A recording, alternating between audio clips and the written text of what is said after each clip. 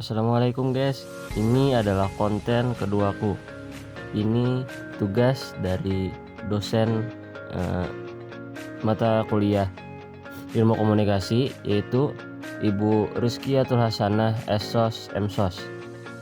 Saya sendiri adalah Faisal Al-Madani dengan NIM 23014040300265. Baik, di sini kita akan membahas teori-teori komunikasi. Yang kedua, pengolahan data menjadi informasi dan pesan yang bermanfaat, proses pemaknaan pesan. Yang ketiga, ada strategi komunikasi. Yang keempat, ada etika komunikasi. Yang kelima, ada metode survei dalam komunikasi, analisis isi, analisis wacana, analisis framing. Yang keenam, ada metode kualitatif dalam komunikasi. Di sini ada jenis-jenis teori. Ada 17 teori. Yang pertama adalah teori agenda setting. Teori agenda setting adalah teori komunikasi massa yang fokus pada efek yang diberikan oleh media massa pada khalayak. Tokoh utama dalam teori ini adalah Maxwell Matchop dan Donald L. Shaw yang melakukan penelitian selama 4 tahun dari 1968 sampai dengan 1972 tentang efek media pada pemilihan presiden Amerika Serikat tahun 1968. Mereka mengkaji perubahan sikap pemilih selama kampanye pemilihan presiden AS tersebut. Teori ini pertama kali dipublikasi dengan judul The Agenda Setting Function of the Mass Media. Secara spesifik, terdapat dua asumsi mendasar dalam teori ini. Yang pertama, bahwa pers dan media tidak sekedar mencerminkan realitas yang ada, tetapi sebaliknya, mereka aktif membentuk dan mengkonstruksi realitas tersebut. Kedua, media menyajikan berbagai isu dan memberikan penekanan pada beberapa isu tersebut, memberi publik kesempatan untuk menilai mana isu yang lebih penting dibandingkan dengan isu lainnya. Yang kedua, ada teori kultivasi atau cultivation. Teori kultivasi secara khusus mengulas peran televisi sebagai media utama bagi pengetahuan masyarakat tentang realitas sosial dan lingkungan sekitarnya. George Gardner memperkenalkan melalui studi cultural indication sekitar tahun 1960 dengan hipotesis bahwa pemirsa dalam kategori kelas berat yang memiliki tingkat waktu menonton tinggi cenderung mempertahankan konsepsi dan keyakinan mereka sejalan dengan apa yang disajikan di layar televisi. Jadi apabila televisi menampilkan banyak insiden kekerasan, khalayak cenderung membentuk persepsi bahwa lingkungannya tidak aman karena dipenuhi banyak tindak kekerasan. Ini merupakan contoh efek komunikasi massa. Yang ketiga, ada teori penerimaan aktif. Pada tahun 1973, Stuart Hall mengembangkan konsep teori penerimaan aktif atau audience reception. Fokus utama teori ini adalah pada ide bahwa setiap media menyampaikan pesan yang ingin disampaikan oleh penciptanya. Pesan-pesan ini dapat diinterpretasikan oleh penerima dengan 3 cara. Hipotesis yaitu preferred reading merupakan kondisi ketika konsumen sepenuhnya memahami pesan yang dimaksud. Yang kedua adalah negotiated reading, yakni konsumen memahami pesan namun menyesuaikan dengan nilai-nilai mereka sendiri. Yang ketiga ada optional reading, yakni ketika konsumen tidak setuju dengan makna yang dimaksudkan. Selanjutnya ada teori uses and gratification. Teori uses and gratification menekankan peran aktif pengguna media dalam memilih dan menggunakan media. Dalam konteks ini, penonton memegang peran aktif dalam seluruh proses komunikasi. Lebih lanjut, teori ini menyoroti orientasi tujuan dan penggunaan media. Menurut teori ini, penonton atau pengguna media secara aktif mencari sumber media yang paling memenuhi kebutuhan mereka. Yang kelima ada teori pengharapan nilai, expectancy value. Teori pengharapan nilai atau expectancy value merupakan perkembangan dari teori uses and gratification, tetapi dengan menitik beratkan pada keterikatan individu dengan media. Teori ini menyatakan bahwa kepuasan individu terhadap media bergantung pada sikap individu terhadap media tersebut. Teori ini mengasumsikan bahwa individu selalu berorientasi pada kepercayaan dan penilaian beliefs and evaluation dalam hidupnya, termasuk ketika memilih media. Selanjutnya ada teori kultural imperialism. Teori kultural imperialism yang diperkenalkan oleh Herb Schiller memiliki fokus pada dampak media berat terhadap tingkat global. Menurut teori ini, negara-negara barat mendominasi media secara luas, membentuk pola pikir dan referensi di seluruh dunia. Schiller berasumsi bahwa media non-barat cenderung meniru budaya yang dihadirkan oleh media barat, mengarah pada suatu bentuk peniruan yang dapat diartikan sebagai penjajahan budaya atau cultural imperialism. Proses peniruan ini, sebagaimana diuraikan dalam teori, berpotensi merugikan identitas lokal dan menguatkan pengaruh budaya barat secara global. Selanjutnya ada teori spiral of silence. Teori spiral of silence menitik beratkan pada pembentukan opini publik, menggambarkan proses terbentuknya opini publik. Diperkenalkan oleh Elizabeth Noelle Neumann, seorang sosiolog, pakar politik, dan jurnalis. Teori ini berakar dari pengalamannya pada masa keberadaan rezim Nazi. Seperti yang kita ketahui, pada masa itu banyak individu tidak dapat menyampaikan pendapat mereka dengan bebas. Teori spiral of silence menempatkan perutama pada opini dalam dinamika interaksi sosial, merespon isu-isu terkait fenomena perbedaan pendapat yang sering muncul antara kelompok mayoritas dan minoritas. Melalui teori ini dijelaskan mengapa kelompok minoritas cenderung merahasiakan pendapat mereka dari kelompok mayoritas. Dalam konteks ini, media massa memegang peran kunci dalam pembentukan, penyusunan, dan pengurangan opini publik. Selanjutnya ada teori jarum suntik atau hypodermic needle. Merupakan teori komunikasi massa yang populer. Gagasan bahwa media massa memiliki efek yang kuat, langsung, terarah, dan segera diperkenalkan oleh Harold Laswell sekitar tahun 1920 dan 1930-an. Penelitian awal mengenai fenomena ini dilakukan oleh Harold Laswell yang percaya bahwa media massa pada periode tersebut memiliki dampak dominan pada pikir masyarakat, mirip dengan peluru yang dapat menembus pemikiran individu dan mengubah perilaku mereka. Inti dari teori jarum suntik mencakup 5 poin, yaitu manusia memberikan reaksi seragam terhadap stimuli atau rangsangan yang diberikan oleh media massa. Pesan yang disampaikan oleh media langsung mempengaruhi pemikiran setiap individu. Pesan yang dikemas oleh media sengaja dirancang untuk memperoleh respon atau tanggapan yang diinginkan.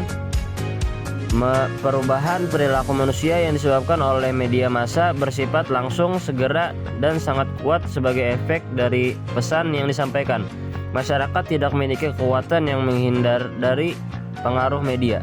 Selanjutnya ada teori persamaan media atau media equation. Teori persamaan media atau yang dikenal sebagai media equation menyatakan bahwa orang cenderung memperlakukan media komunikasi dan komputer sebagaimana mereka memperlakukan dunia nyata atau manusia. Teori ini dikembangkan pada sekitar 1990 oleh Byron Rivers dan Clifford Nash. Teori media equation menjelaskan bahwa individu penerapan norma sosial dan aturan interaksi manusia ketika berinteraksi dengan media. Dengan demikian, media dianggap setara dengan interaksi manusia. mampu menjadi lawan bicara yang dapat memahami dan merespon isu-isu kehidupan sehari-hari, seperti yang akan diceritakan pada manusia. Lebih luas lagi, konsep ini menyatakan bahwa interaksi manusia dengan televisi, komputer, dan media baru pada dasarnya bersifat sosial dan alami. Selanjutnya adalah teori teknological determinants. Marshall McLuhan adalah pencetus teori determinisme teknologi pada tahun 1962 melalui tulisannya The Gutenberg Galaxy: The Making of Typographic Man.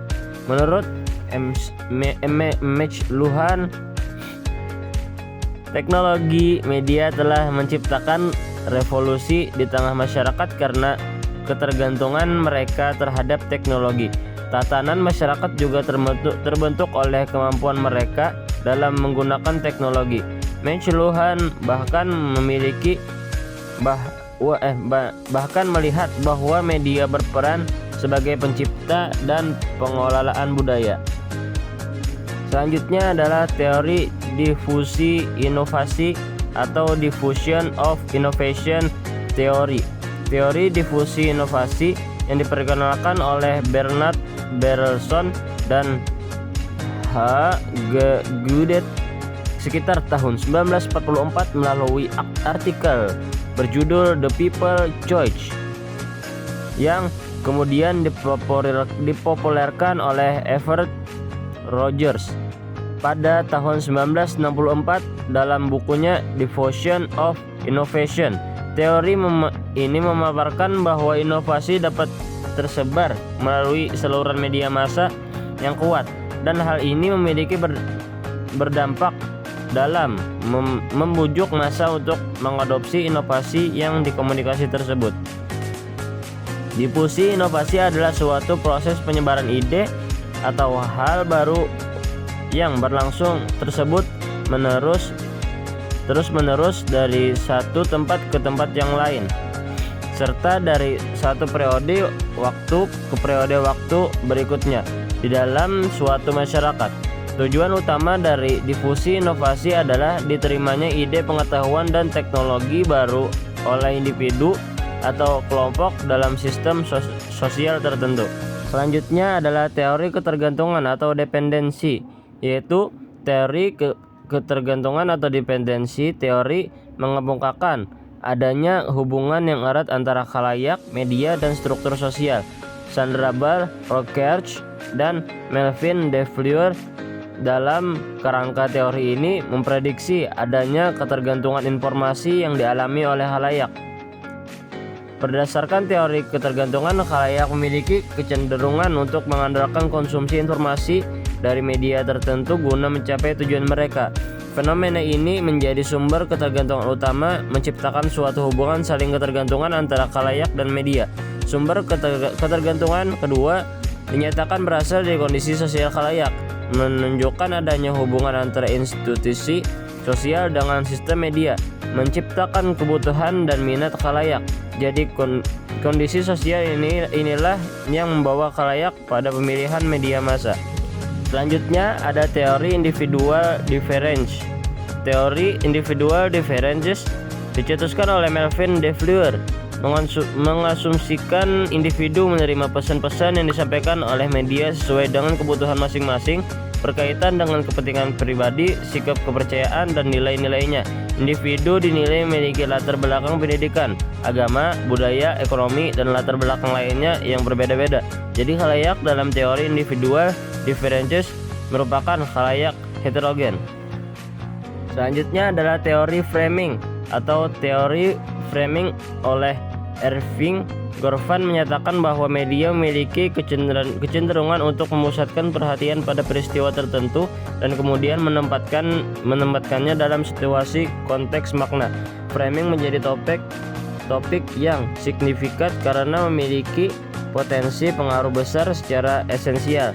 Teori framing berpendapat bahwa secara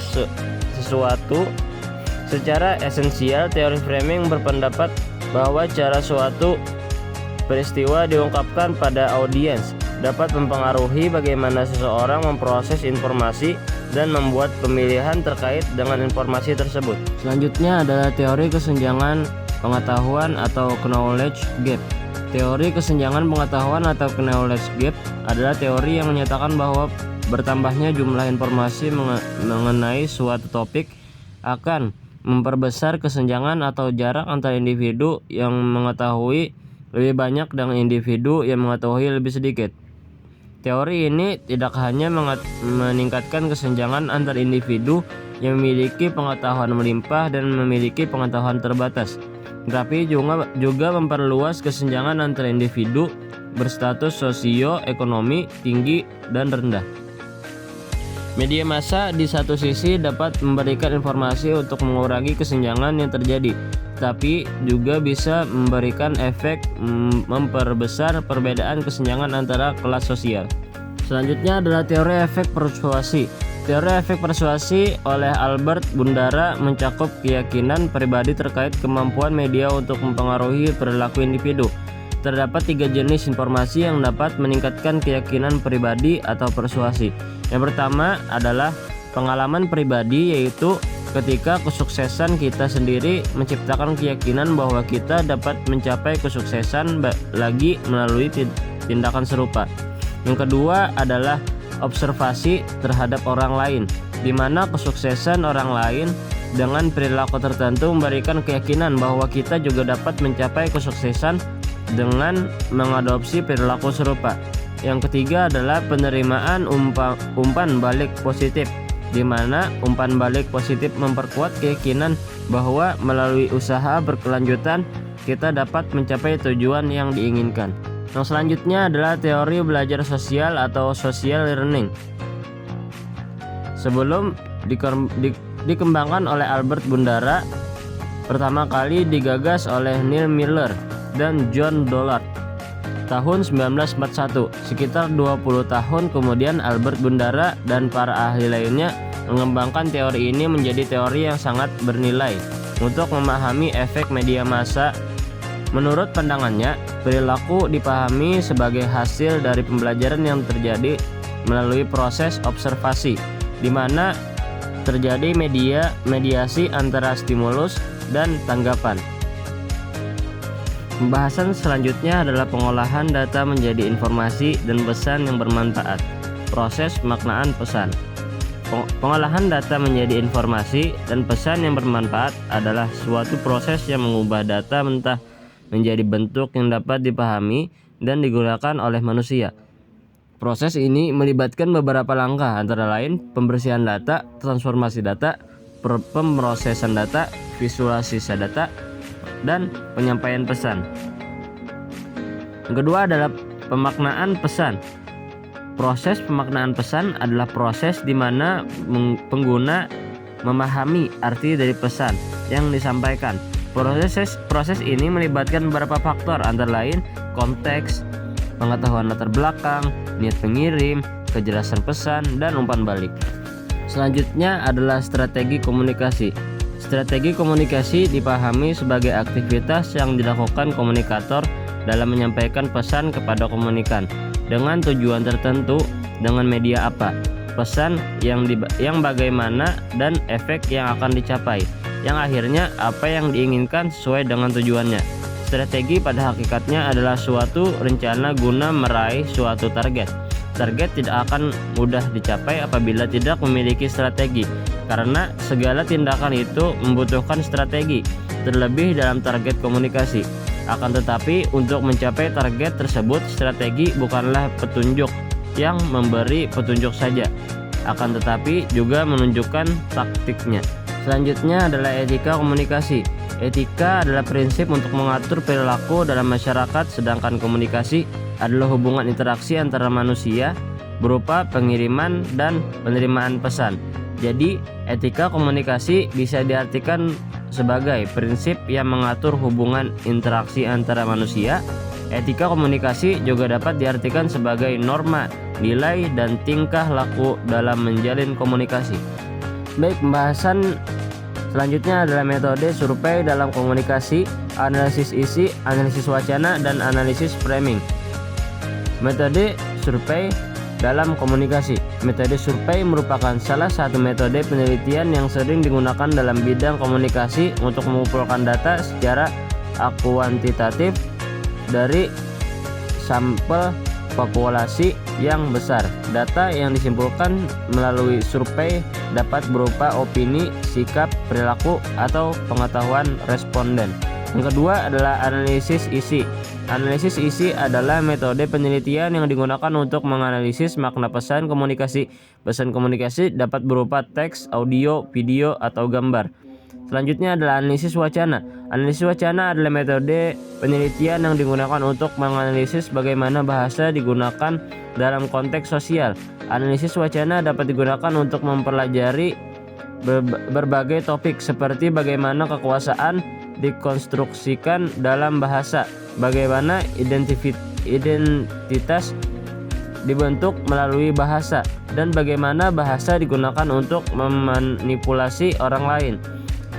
Yang terakhir adalah analisis framing. Analisis framing adalah metode penelitian yang digunakan untuk menganalisis bagaimana media membingkai isu atau peristiwa. Framing dapat memengaruhi bagaimana orang berpikir tentang sesuatu, isu, atau peristiwa. Baiklah, masuk ke pembahasan terakhir, yaitu metode kualitatif dalam komunikasi. Metode kualitatif dalam komunikasi adalah metode penelitian yang digunakan untuk memahami dan menafsirkan fenomena komunikasi secara mendalam dan menyeluruh. Metode ini berfokus pada pengalaman dan makna yang dialami oleh individu atau kelompok dalam konteks komunikasi tersebut. Metode kualitatif dalam komunikasi memiliki beberapa ciri khas, yaitu bersifat induktif yaitu metode ini tidak dimulai dengan hipotesis yang telah ditentukan sebelumnya, tetapi hipotesis baru muncul dari data yang dikumpulkan. Yang kedua adalah bersifat deskriptif. Metode ini bertujuan untuk menggambarkan fenomena komunikasi secara detail dan mendalam. Yang ketiga adalah bersifat kontekstual, yaitu metode ini memperkembangkan konteks sosial dan budaya di mana komunikasi terjadi. Yang terakhir yaitu bersifat subjektif. Metode ini mengakui bahwa peneliti memiliki peran dalam proses penelitian dan dapat memengaruhi hasil penelitian. Berikut ini adalah beberapa jenis metode kualitatif yang sering digunakan dalam komunikasi. Ada wacana. Penelitian berdialog dengan individu atau kelompok untuk mendapatkan informasi tentang pengalaman dan makna yang mereka alami dalam konteks komunikasi tertentu. Yang kedua adalah observasi. Penelitian mengamati perilaku dan interaksi yang terjadi dalam konteks komunikasi tertentu. Yang ketiga adalah analisis dokumen. Penelitian menganalisis dokumen seperti teks, gambar, atau video untuk memahami makna yang terkandung di dalamnya.